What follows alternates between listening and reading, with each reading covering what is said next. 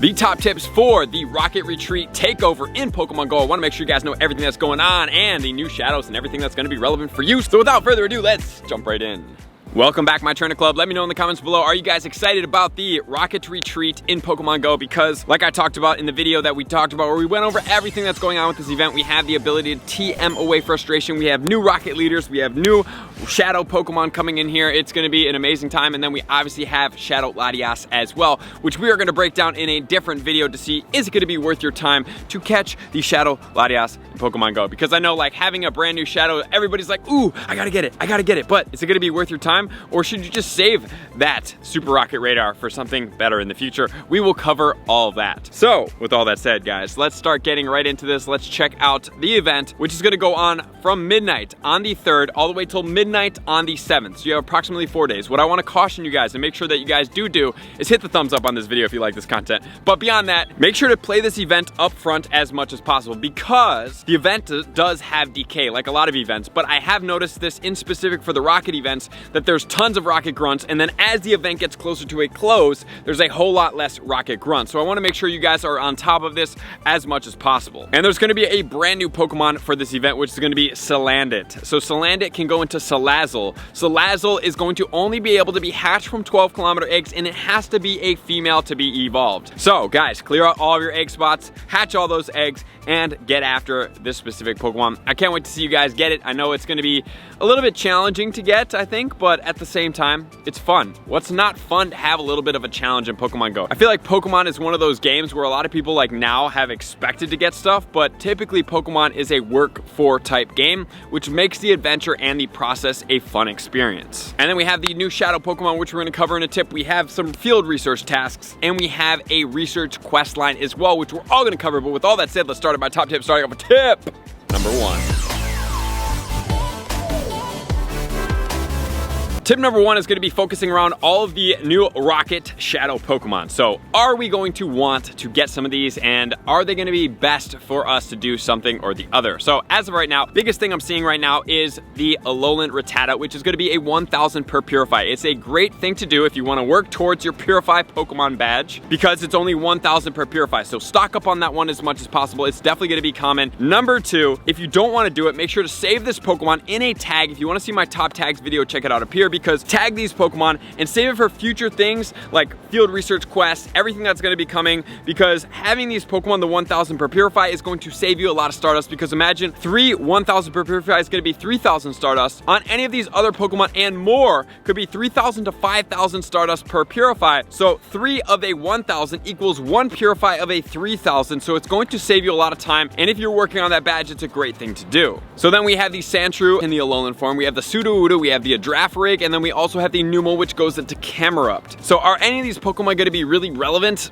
Honestly, guys, not really. So let's check it out. What's going to be the most relevant Pokemon that we have? The best placing overall is going to be the Alolan Sandslash, which is going to be 76 in the Ultra League. It's going to need Shadow Claw to be able to be at this optimal, but it's even being beaten out by the normal one because it's a little bit more tanky. So if you are looking to do a little bit more damage with the Shadow Claw, you could have it in its Shadow form, but it is going to be glassier, so you're definitely going to have to take that into account. The 100% IV on this Pokemon is going to be a 0-14-15. And then if we're looking at the Alolan Shadow Exeggutor, it is in the 300s mid of the Great League. In the Ultra League, it's going to be in the mid 200s. And in the Master League, it's going to rank 200. And all the other Pokemon are not going to be super relevant, so let's check out the Salazzle. Salazzle is also not super relevant either. In the Great League, it's going to be ranked 246. And in the Ultra League with XL Candy, it's going to be 186. So it is not breaking the top 100 in any of them. So really, guys, what is the focus of this event, which is going to take us to tip number 2.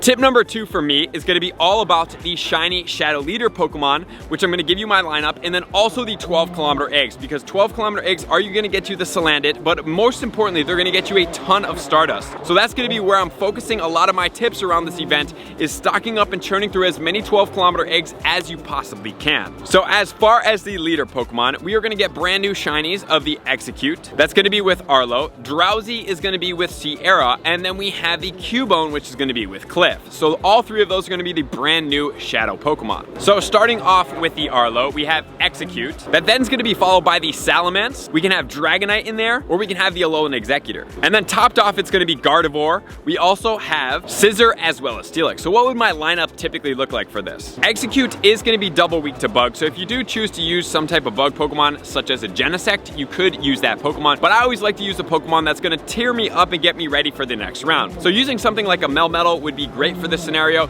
It's going to resist the moves, and it's also going to be able to get off quick moves. I would prefer that you guys are using Rock Slide on this Pokemon, which then could lead you into one of the two other Dragon Pokemon, which are going to be flying type combinations, which would take damage from the Rock Slide from this Melmetal. And having in the back pocket another great Pokemon would be something like a Mamoswine, because all these second Pokemon are going to be double weak to Ice, which is then going to do a lot of damage in there. And then we have Gardevoir, Scissor, as well as Steelix. So in this scenario, you could have something like a Reshiram, which is going to come through with a lot of fire. You could always switch back for the Melmetal with the superpower, or you could always use something like a Swampert that's just going to spam Hydro Cannons really fast and efficiently. Especially it's going to work against the Steel with the Scissor as well as the Steelix. So then that's going to lead us into Sierra. Sierra is going to be Drowzee, and then Lapras and Blaziken, and then Houndoom. A prime Pokemon to use here. Number one, I would go in with Giratina Origin Form or the Alter Form. Giratina Origin Form is going to be able to get Shadow Claw as well as Ominous Wind, which is going to be the spammier move. Then coming in second, we can use a Machamp, because Machamp is going to handle either the Lapras or the Blaziken, but it's got to have a dual move of Rock Slide and Dynamic Punch. And then going into the next Pokemon, we can use the Rock Slide again on this Pokemon, or you could use a Lucario if it's going to be all fighting. Lucario is always a great way to waste moves, but it is going to be neutral to Psychic, and it's a little glassy, so it's going to get hit pretty hard if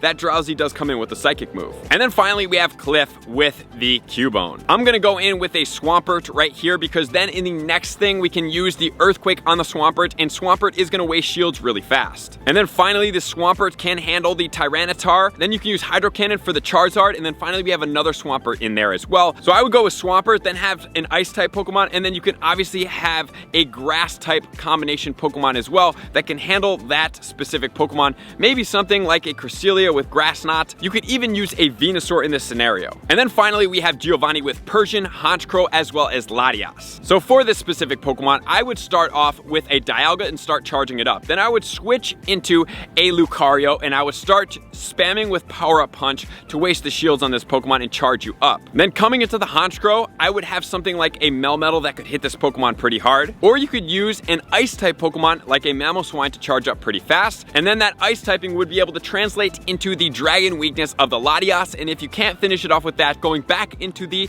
Dialga and using a Draco Meteor on that Pokemon would handle it pretty easily. So those are going to be my recommendations. We will get into that a little bit more, but it's going to be pretty easy to take down this Pokemon. If you have any other teams that you do like, drop them in the comments below to help people out, which then going to lead us to tip number 3. Tip number 3 is going to be dealing with all the field research that's going on. We have defeat 2 Team Go Rocket Grunts for a Super Potion, or a Revive, catch 3 Shadow Pokemon for 750 Stardust, purify 3 Shadow Pokemon for a Sneasel encounter, or defeat a Team Go Rocket leader for a Scraggy encounter. And then we're also going to have a research quest line. Win a raid for a Breloom, defeat 3 Team Go Rocket Grunts for 3 Hyper Potions, catch 1 Shadow Pokemon for 1 Revive, 4 grand total rewards of 1000 XP, 15 Pokeballs, and 3 Rare Candy. Then we're going to catch 5 Shadow Pokemon for 10 Pineapple Berries, make 3 Dice Curveball throws in a row for 10 Raspberries, then defeat 5 Team Go Rocket Grunts for 10 Nanab Berries for 1500 XP, 1000 Stardust, and 10 Great Balls. Purify 5 Shadow Pokemon for 1000 XP. Then we have defeat 5 Team Go Rocket Grunts, 1000 XP, earn 3 candies with your buddy, 1000 XP for 2000 XP, 15 Great Balls, and then we have the Rocket Radar. Then defeat Team Go Rocket leader Arlo, Cliff, and Sierra for 1500 XP, 2500 XP for grand total rewards, 1000 Stardust, and then we have the Super Rocket Radar. Then we have find the Team Go Rocket boss, battle the Team Go Rocket boss, and defeat the Team Go Rocket boss for 3000 XP, 1 lucky egg, and 2 golden raspberries. Claim the reward, all for 2500 XP each. Then we get 2 TMs and 2 silver pineapple berries. So if you want to finish this quest line, you do have to defeat Giovanni, but we will check that out later. I would suggest you guys do hold off on defeating Giovanni before we dive into, is it going to be worth it to catch a Shadow Latias in Pokemon Go? So that's going to be all the tips, guys. Get out there, have fun, play, hatch 12 kilometers for a ton of Stardust, put them all on at the same time and use a star piece for maximal Stardust, because if you do 12, you can get about 100,000 Stardust per batch hatch, right? Which is amazing. So with all that said, I appreciate you guys being here as always. To all my likers, commenters, subscribers, Patreon members, everybody take their support, subscribe for Emphasis Page to the next level. I'm gonna see you guys out on the next video. Peace. I want to take this time to thank everybody who supports me in every facet. It means the world to me, and an extra special thank you to all my Patreons. I greatly appreciate the extra support to continue to allow me to pursue Pokemon Go full time, allowing me to create my daily video uploads in the most timely fashion for everyone's benefit. Plus, I get the amazing experience of sharing my creative processes behind the scenes and raiding all around the globe with select upper tiers. Thank you everybody for being a part of the Trainer Club. You all mean the absolute world to me, and I will see you guys out on the next video.